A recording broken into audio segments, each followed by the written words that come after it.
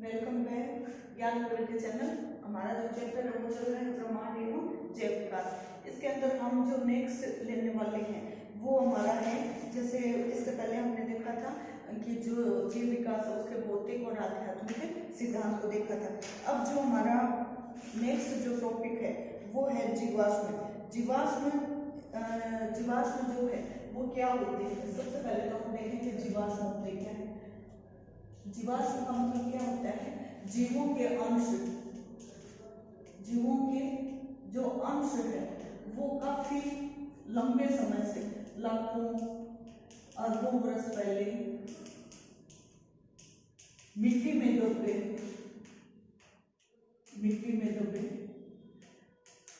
और जब मिट्टी की खुदाई की गई, दबे हुए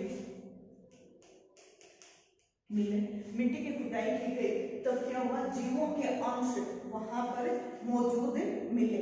अर्थात किसी का कोई शरीर का कोई पार्ट मिला, किसी के पूरे शरीर की स्ट्रक्चर वहां पर मिली, किसी ये कोई जरूरी नहीं है कि जंतुओं के, पादपों के भी अंश मिले, किसी के पत्ती टहनी या पूरा पूरा प्लांट है वो भी मिला, हड्डियों का ढांचा मिला। इस प्रकार से ये जो अवयव खुदाई के दौरान मिल रहे हैं, गहराई में मिल रहे हैं, उनको हम क्या कहते हैं? जीवाश्म, यानी जीवों के अंश जो लाखों अरबों साल पहले मिट्टी में दब गए थे और उनके साक्ष्य आज भी अंश के रूप में या एक पिक्चर के रूप में वहां पर मौजूद रहता है। आज हम जानते हैं डायनासोर्स थे, डायनासोर के ऊपर पिक्चर भी आ गई, तो वो डायनासोर की पिक्चर बनी कैसे, वो स्ट्रक्चर बनाई कैसे कि कुछ इस प्रकार से दिख रहे होंगे डायनासोर से? इसका मतलब कोई ना कोई साक्ष्य मिले, उस साक्ष्य को ध्यान में रख करके उसकी एक ड्राइंग बनाई गई, एक स्केच तैयार किया गया, फिर उसका एनिमेशन तैयार किया गया। एनिमेटेड होती है ना मूवीज, तो उस प्रकार से उसका वो ढांचा तैयार करके और फिर कहा गया है कि डायनासोर कुछ इस प्रकार से दिखते थे। तो इसका मतलब कि जीवों के अंश है, उसी आधार पर कुछ समय पहले ये सुनने में आया था कि डायनासोर से उसका अंडा मिला, तो अंडा आज भी वो वैसा वैसा था, कोई ना कोई कारण तो रहा ही है जिसके कारण वो जैसा था वैसे वैसी स्थिति में वो प्राप्त हुआ है, यानी उसका किसी भी प्रकार का क्षय नहीं हुआ, किसी भी प्रकार की कोई हानि नहीं हुई। तो वो जीव का अंश ही जीवाश्म होता है। सबसे पहले एक प्राणी के बारे में अगर हम देखें जिसका नाम था बेमथ, हाथी के समान था और उसके दांत ऐसे बाहर की तरफ बहुत बड़े बड़े, जैसे भैंस होती है, भैंस के जो सींग होते हैं उसी प्रकार से उसके दांत ऐसे मुड़े हुए दांत थे, हाथी जैसा शरीर था। बर्फीली जगह पर वो पाया जाता था। उसका नाम था हेरी मेमथ। ये एक ऐसा प्राणी था जो कि बर्फीली जगह पर वैसा का वैसा उसकी वो स्ट्रक्चर है वो मिली, बर्फ थी इसलिए उसका किसी भी अंग का क्षय नहीं हुआ। तो ये जीवाश्म है।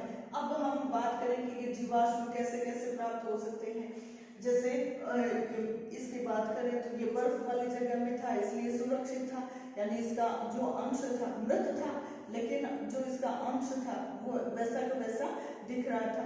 ऐसे ही अंबर जो एरिया होता है या लाख जो होती है उसके अंदर दब करके रह जाता है, तो उसके स्ट्रक्चर वैसे ही वैसे रहती है। आप लोगों ने संग्रहालय और में देखा मम्मीज बनी हुई होती है, यानी राजा महाराजे हैं उनके वो स्ट्रक्चर बनी हुई रहती है, जिनके आधार पर हम ये कह सकते हैं कि ये जो प्राणी है जो आज के समय में नहीं है, उनकी मम्मीज को देख करके ये आइडिया लगाया जा सकता है कि किस प्रकार से जंतु रहे होंगे। शायद लाइट भी मैं एक बार दरवाजा खोल देती हूँ।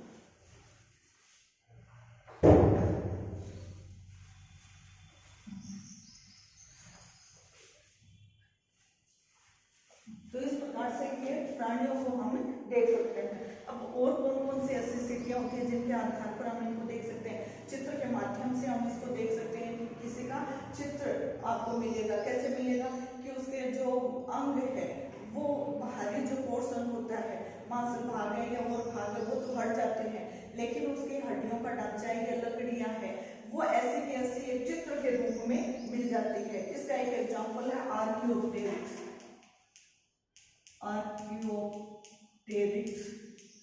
ये एक पक्षी था जिसके अंदर चोंच जो थी उसके अंदर दांत थे और उसका जो पूंछ वाला भाग यानी पीछे जो पंख वाला भाग था वहां पर जो रेप्टेलियन वर्ग के सल्क होते हैं वैसे स्ट्रक्चर पाई जाती थी, जो ये बताता था कि इस पक्षी का जो उद्भव है वो रेप्टेलियन वर्ग से यानी रेंगने वाले जंतु से हुआ है।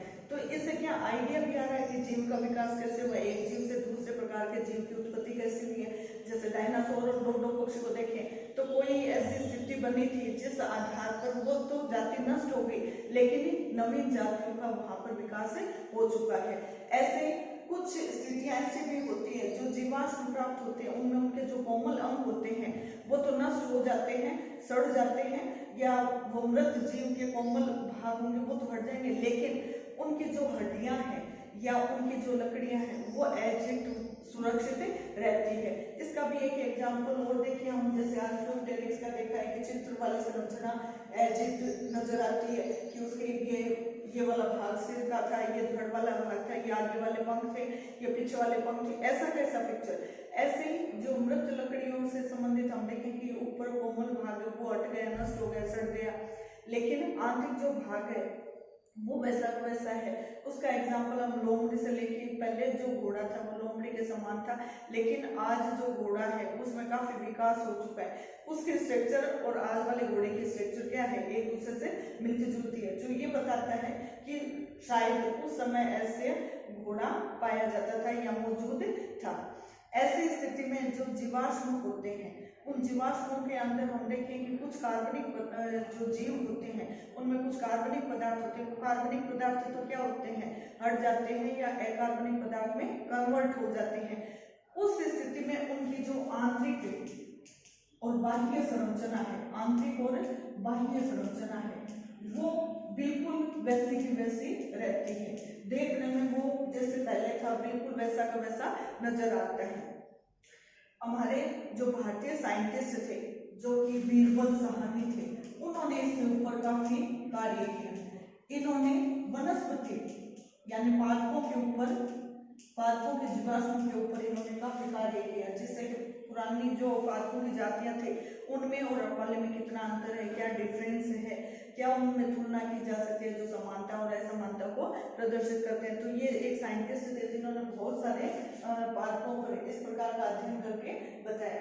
एक छोटा सा मनुष्य के अंदर भी ऐसा जीवाश्म या इस प्रकार से हम ले सकते हैं कि अवशेष होते हैं जिनका कोई कार्य नहीं है फिर भी हमारे अंदर मौजूद होता है। जैसे अक्ल दाढ़, कोई कार्य नहीं है फिर भी हमारे शरीर का एक हिस्सा है।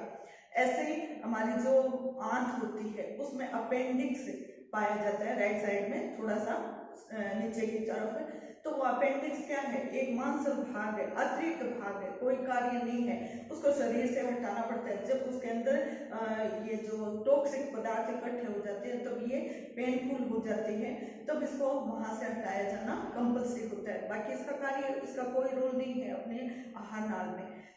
ये जो चीजें हैं ये क्या बताते हैं कि ये अवशेषी अंग है, आज भी हमारे शरीर में मौजूद है। इसका मतलब हमारे जो पूर्वज थे कहीं ना कहीं ऐसी स्थितियों में थे जिनके लिए ये उपयोगी हो सकता है, या अक्ल दाढ़ है वो उपयोगी हो सकती थी। तो इस प्रकार से ये क्या है, एक जीवाश्म से या जीव की जो उत्पत्ति है उससे संबंधित हम ये कह सकते हैं। अब हम देखें कि जो जीवाश्म है उसकी जो उत्पत्ति है, यानी जीव जो है उसकी उत्पत्ति और उसके प्रकार। जीवाश्म कितने प्रकार के, जैसे अभी मैंने कई प्रकार इसके एग्जाम्पल दिए हैं। इसकी उत्पत्ति को जानने के लिए कैसे इसका अनुमान लगाया जा सकता है कि जीवाश्म कितना पुराना है, इसके लिए दो मेथड है जीवाश्म को ज्ञात करने के लिए। एक तो गहराई, अर्थात प्रत्युत्तर में खुदाई करते हैं तो खुदाई के दौरान जैसे काफी परतें मिलेंगी अपने को, ऊपर वाली परत के ऊपर कोई जीव का अंश मिला और फिर थोड़ी खुदाई की गई, दूसरे जीव का अंश मिला, फिर खुदाई की गई, तीसरे जीव का अंश मिला। कहने का मतलब जो सबसे नीचे होगा वो सबसे पुराना जीवों का अंश होगा, सबसे ऊपर होगा वो क्या होगा, लेटेस्ट, यानी कुछ समय पहले जो मृत्यु हुई है या जीव का अंश दबा है उसके अवशेष वहां पर माने जाएंगे। तो ये तो गहराई के अकॉर्डिंग हो गए। दूसरा होता है कि रेडियो एक्टिव पदार्थ होते हैं, रेडियो कार्बन, उसके आधार पर डेटिंग, यानी कार्बन के समस्थानिक होते हैं उसको उसको मद्देनजर रखते हुए उस अंश के साथ में उसको लगा करके उसके अर्ध आयु काल या उसके फॉसिल जो एज है, कितना समय पहले ये आया होगा, उसको बताने के लिए रेडियो कार्बन जो एक्टिव पदार्थ होता है उसको काम में लिया जाता है। तो इस प्रकार से हम कह सकते हैं कि जीवों के अंशों की जानकारी इस दो ये मेथड है जिसके आधार पर हम इजीली कर सकते हैं, आसानी से कर सकते हैं। एक हम देखें कि ये जो जीवाश्म है इन्हीं को आधार बना करके मान करके हम कैसे जीव विकास को समझ सकते हैं, इसके बारे में बहुत बहुत अच्छा सा बुक में दिया हुआ है। अब हम लेने वाले हैं जीवों का विकास, जैसे अभी लोमड़ी और घोड़े का एग्जाम्पल लिया था, आर्कियोप्टेरिक्स का एग्जाम्पल लिया था। तो ये क्या बता रहे हैं, योजक कड़ी बता रहे हैं। आर्कियोप्टेरिक्स रेप्टेलियन और पक्षी वर्ग का योजक कड़ी, यानी रेप्टेलियन रहने वाले जंतुओं से ही पक्षी का विकास हुआ, ये उसके द्वारा बताया जा रहा है। जैव विकास, इस जैव विकास में सबसे महत्वपूर्ण जो कार्य किया था वो डार्विन और लामार्क और हुगो डी ब्रिज और एक थे आपके बीजमैन।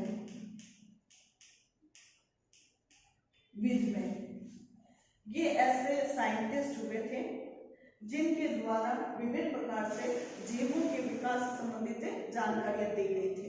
ठीक है, इसमें सबसे पहले यदि हम एक एग्जाम्पल से शुरू करें, जैसे आपके बुक में दिया हुआ है कि जो मनुष्य होता है, मनुष्य, चीता है, चमगादड़ पक्षी है, आजकल तो ये ज्यादा चल रहा है चमगादड़, क्योंकि कोविड इसी से आया, बताया गया था। चमगादड़ है और मछली है।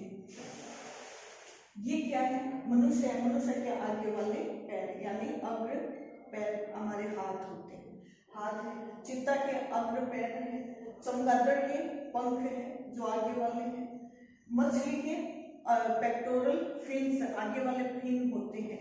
इनकी यदि स्ट्रक्चर हम देखें तो बिल्कुल इनकी स्ट्रक्चर क्या होती है, अग्र, बाजू या बाहु या पैर, इनकी स्ट्रक्चर क्या होती है, स्ट्रक्चर सेम होती है। ये सेम क्या बता रहा है कि कहीं ना कहीं इनके जो पूर्वज थे वो कोई ना कोई सिमिलरिटी थी, जिस आधार पर आज भी इन अंगों में सिमिलरिटी बनी हुई है।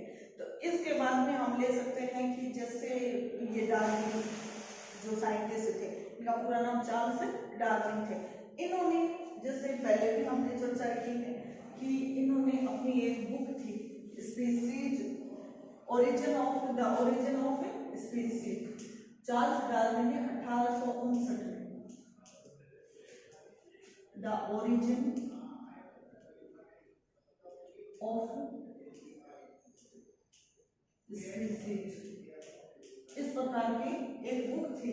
उसके अंदर इन्होंने ये बताया कि किस प्रकार से किसी जाति का उद्भव हुआ है, अर्थात इन्होंने अपनी जो थ्योरी दी थी वो थी प्राकृतिक वर्णवाद, यानी प्रकृति चयन करती है। किस प्रकार से चयन करती है, किसी जीव का अस्तित्व कैसे रहना है या किसी एक जाति से दूसरी जाति का निर्माण वहां पर कैसे होना है, वातावरण में आए हुए बदलाव के अकॉर्डिंग। ठीक है, तो ये तो बात कही थी डार्विन साहब ने। फिर इन डार्विन की जो सिद्धांत या थ्योरी थी उसको आगे बढ़ाने के लिए कुछ और साइंटिस्ट आए जिन्होंने इनके जो कार्य था उसके आधार पर इनको आगे बढ़ाने का प्रयास किया। ये जो डार्विन थे इन्होंने बहुत तरह की विज्ञान के कुछ भागों को आगे बढ़ाया, जैसे भ्रूण विज्ञान, भ्रूणिकी के बारे में इन्होंने जानकारी दी, वर्गीकरण के बारे में जानकारी दी, आकारिकी के बारे में जानकारी दी, कार्यकी के बारे में बताया,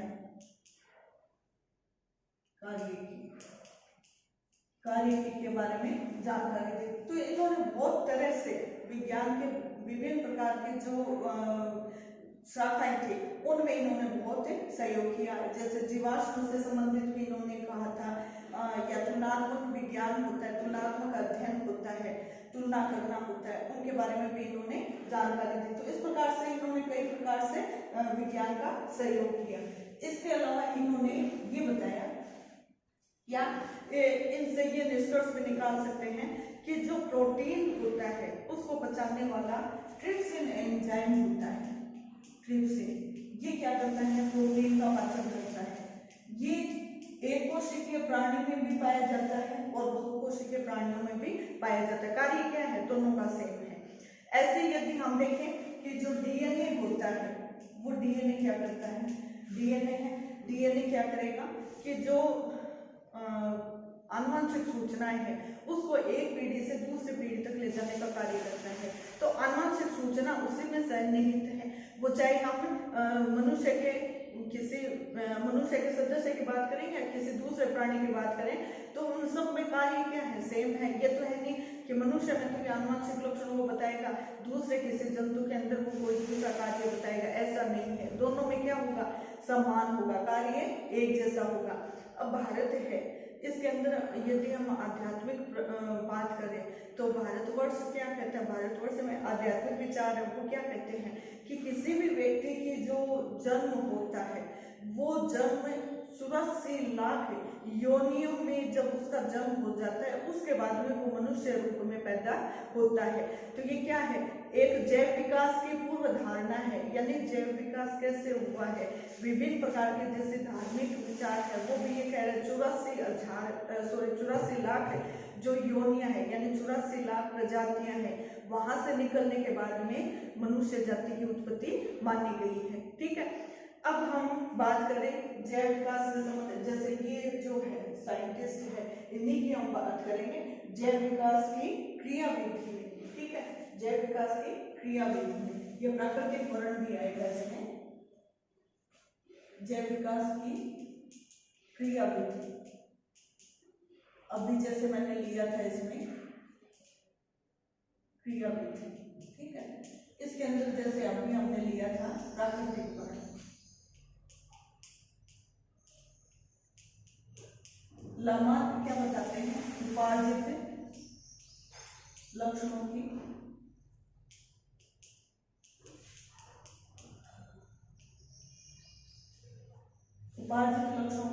वंशानुगति।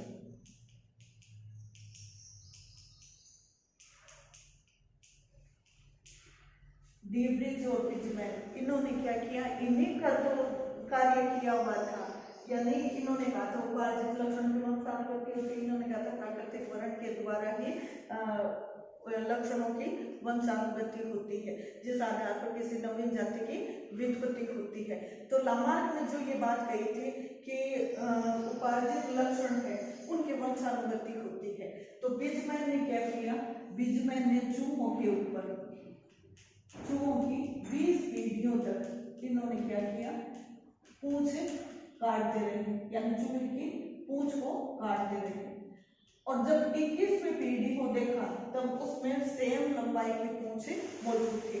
कहने का मतलब चूहे में पूंछ का कोई कार्य नहीं है। पूंछ को जब काट दिया गया तो प्रकृति के द्वारा उसको चयन कर लेना चाहिए था। 20 पीढ़ियों तक उन्होंने काटा तो प्रकृति उसको चयन करती, या उपार्जित लक्षण है यानी इसका कोई उपयोग नहीं है, उपार्जित लक्षण है तो इसका वहां पर आहास हो जाना चाहिए था। जैसे कि लामार्क ने ये कहा था कि जिराफ की जो गर्दन है वो अचानक से ही बढ़ गई। क्यों बढ़ गई, उसके पहले छोटी थी गर्दन, जब उसको खाने के लिए नीचे वाला जो घास था वो समाप्त हो गया तो धीरे धीरे उसको पेड़ों पर निर्भर रहने लगा, तो आगे वाले पैर और गर्दन को ज्यादा उपयोग में लिया, तो जितना ज्यादा उपयोग में लिया उसका उतना ही विकास हो गया। तो विकास हो गया इसका मतलब गर्दन में बढ़ गई और आगे वाले पैर में की लंबाई में भी वृद्धि हो गई। दूसरा उन्होंने ये कहा कि सांप जो होता है उसके पहले कान होते थे, तो कान वो जब बिल बनाता या अपने शिकारी से छुपने की कोशिश करता तो वो कान उसके बाधक बन जाते थे। तो फिर बिजमैन ने कहा कि ऐसा है कि कान बाधक बन रहे थे और फिर उनका हांस हो गया, यानी उसके लिए उसका कोई उपयोग नहीं था तो वो हांसित हो गए, पैर थे वो भी उसके हांसित हो गए। तो फिर ये जो 12 सिंगा होते हैं उसका जो सींग होते हैं वो कैसे गायब नहीं हुए, या फिर चूहों के 20 पीढ़ी तक जब पूंछ काट दी तो फिर वो 21वीं पीढ़ी में वापस क्यों उत्पन्न हो गए। तो इसका जवाब देने के लिए लामार्क के पास में कोई भी प्रत्युत्तर नहीं था। तो इस स्थिति में इसको क्या कर दिया गया, लामार्क के सिद्धांत को अमान्य कर दिया गया। बाकी थोड़ा बहुत इन्होंने सहयोग दिया, और वो सहयोग ऐसे दिया कि उन्होंने उस कार्य को आगे बढ़ाने में मदद मिलती रही। अब डार्विन जी क्या कहते हैं कि कोई भी जीव है, प्राकृतिक वर्ण उसको चयनित करेगा कि उसके लक्षणों में कैसे होना है। जैसे किसी भी जीव की एक गुण होता है कि वो आनुवंशिक लक्षणों को बनाए रखने के लिए पीढ़ी दर पीढ़ी चलती रहे, उसके लिए उसमें संतान उत्पन्न करने की क्षमता होती है। प्रकृति क्या करती है, उन जीवों में आपस में, जैसे एक जीव दूसरे जीव से भिन्न है तो उनमें आपस में टकराव उत्पन्न करता है, और जो शक्तिशाली होता है या उस प्रतियोगिता में जो जीत जाता है उसका तो वहाँ पर सर्वाइवल है। लेकिन जो इससे हार गया है उसको वहाँ प्रकृति क्या कर देती है, हटा देती है। जैसे एक गली के दो कुत्तों को देखें कि एक गली का, इस गली का कुत्ता है, कोई दूसरे गली के कुत्ते का वहाँ पर आगमन हो जाता है तो वो क्या करता है, उसको भगाने की कोशिश करता है। यदि वो शक्तिशाली होगा तो क्या होगा, इस गली का कुत्ता होते हुए भी इसको यहाँ से पलायन करना पड़ेगा, हटना पड़ेगा, यदि उसमें शक्ति होगी। तो ऐसे ही सेम जो प्रोसेस है वो प्रकृति अन्य प्राणियों के साथ में भी, यानी दूसरे जो प्राणी हैं उनके साथ में भी ऐसा ही होता है।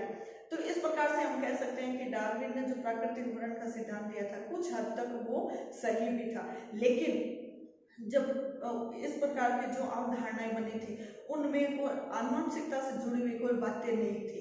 यानी जो मेंडल थे उनके द्वारा जो प्रयोग किए गए थे उनका वहाँ पर कोई चर्चा नहीं हुई थी उस समय तक, इस वजह से आनुवंशिकता वहाँ पर नहीं आ सकी। ठीक है, उसके बाद में हमारे एक और नए साइंटिस्ट थे जो कि मार्गुलिस नाम के थे।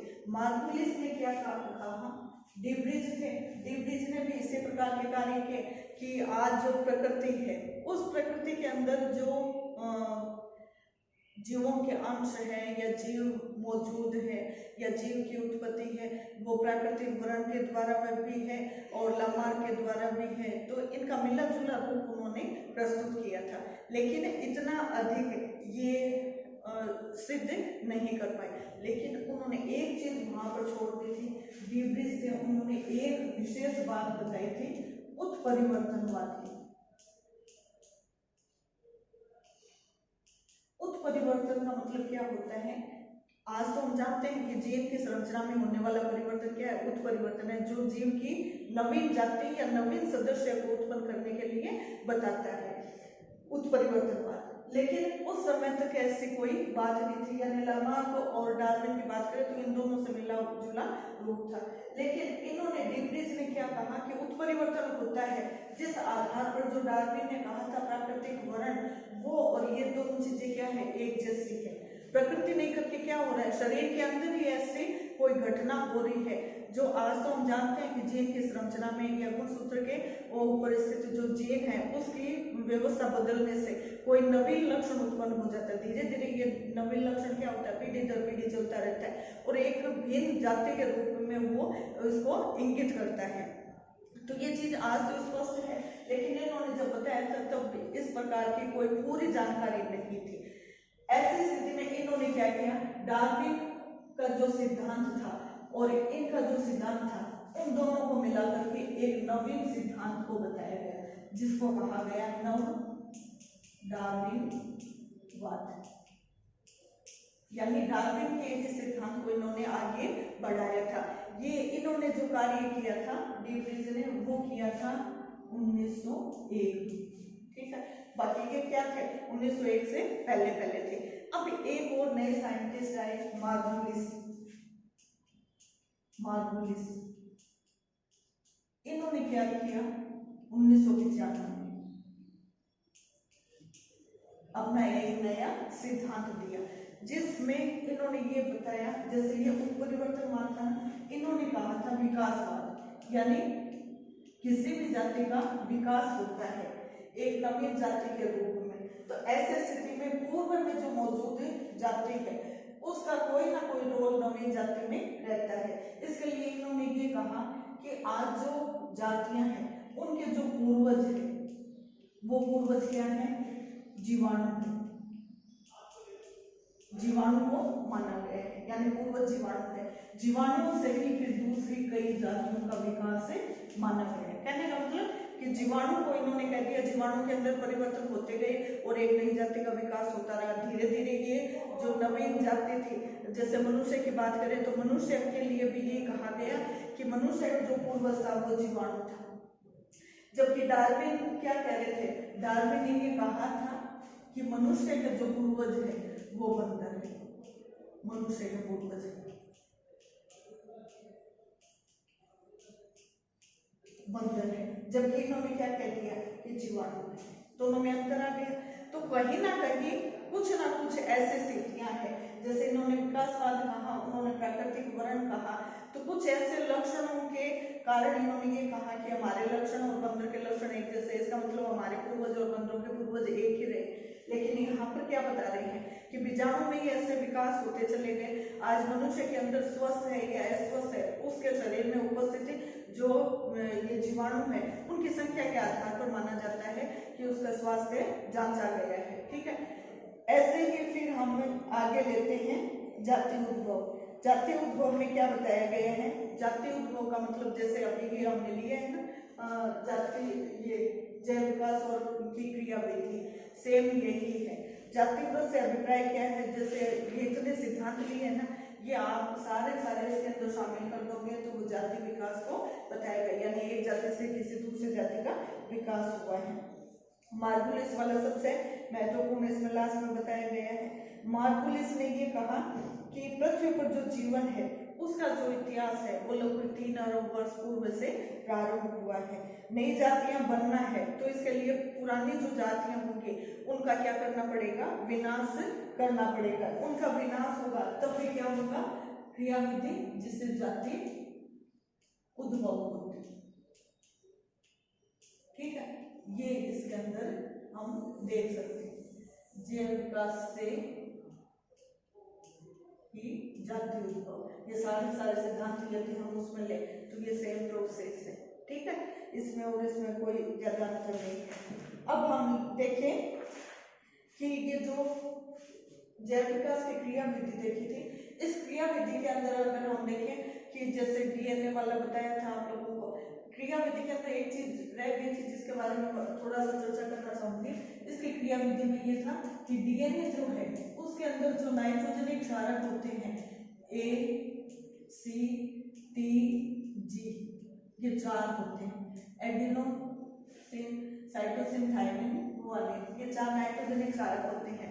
इनके क्रम में फेरबदल होने से ही क्या होता है, डीएनए की स्ट्रक्चर बदल जाती है। एक व्यक्ति से दूसरे व्यक्ति, यानी एक ही परिवार के सदस्य हैं, उनके अंदर भी यदि हम देखें ये 64 प्रकार से इनमें परिवर्तन होता है। तो ये परिवर्तन ही उस व्यक्ति की भिन्नता को बताता है कि एक ही पूर्वज से बनी हुई है या जो भी है, एक ही परिवार के सदस्य हैं, उनमें भी ये स्ट्रक्चर भिन्नता लिए हुए रहती है। तो ये क्या है, जैव विकास के क्रियाविधि को बताने वाला अवयव है। एक हमने ट्रिप्सिन का एग्जाम्पल लिया था, ये भी उसी से संबंधित है, और बाकी भी क्या है, जाति उद्भव से है। अब हम देखें जातिगत। तो जातिगत का मतलब क्या होता है, ये सारे जातिगत से भी जुड़े हुए हैं। कैसे हैं, इसके लिए तो नासा ने भी मान लिया था, अमेरिका वालों ने, कि एक सदस्य दूसरे सदस्य से भिन्न है, इसका यदि डीएनए जांच करवाया जाए, इसको कहा जाता है जातिगत। जातिगत का मतलब क्या होता है, एक जाति से ही जुड़े हुए सदस्य जिनमें लक्षणों में कहीं ना कहीं कुछ समानता मिलेगी। पूर्वजों के बारे में जानकारी करें तो वो भी इसमें संभव होती है। तो गया सिद्धांत जो था, उस गया सिद्धांत के अकॉर्डिंग अमेरिका के नासा के द्वारा भी अनुसंधानकर्ताओं ने यह स्वीकार कर लिया कि किसी भी जाति के सदस्य हैं, कोई भी जाति हो, उसके यदि सदस्य है तो उनमें आपस में कहीं ना कहीं कुछ ना कुछ जरूर समानता मिलेगी, या कुछ लक्षणों में कुछ ना कुछ अंतर्लीय भी पाई जाएगी। कहने का मतलब कि पूरा जो विश्व है वो एक जीव के समान है, पूरा विश्व एक जीव के समान कार्य करता है। ठीक है, इसमें ये ही सब कुछ आ गया है।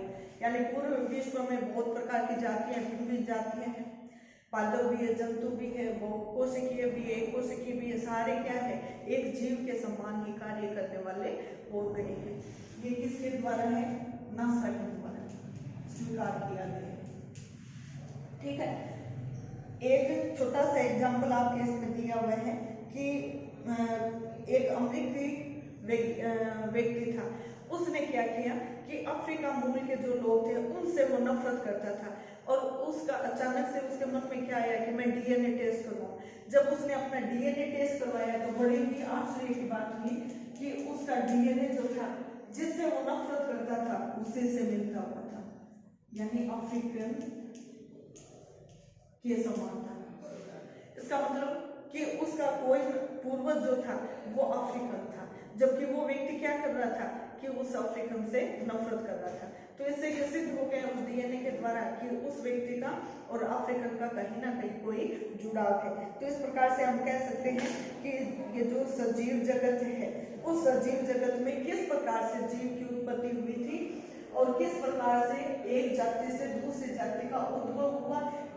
आज कहीं पर ये माना जाता है कि वो जो दूसरे ग्रह से या दूसरे इस ब्रह्मांड में कहीं से भी वो जो बीजाणु आया था, उस बीजाणु से ही जीवन की प्रारंभता हुई थी।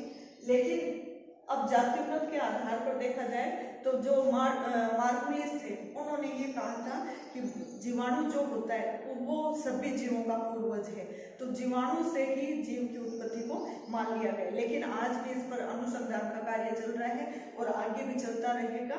तो आज हमारा ये चैप्टर यहीं पर समाप्त होता है। आप लोगों का बहुत बहुत धन्यवाद। घर बैठ करके इनका रिवाइज जरूर कीजिए, अपने नोट्स भी जरूर से बनाइएगा। Thank you.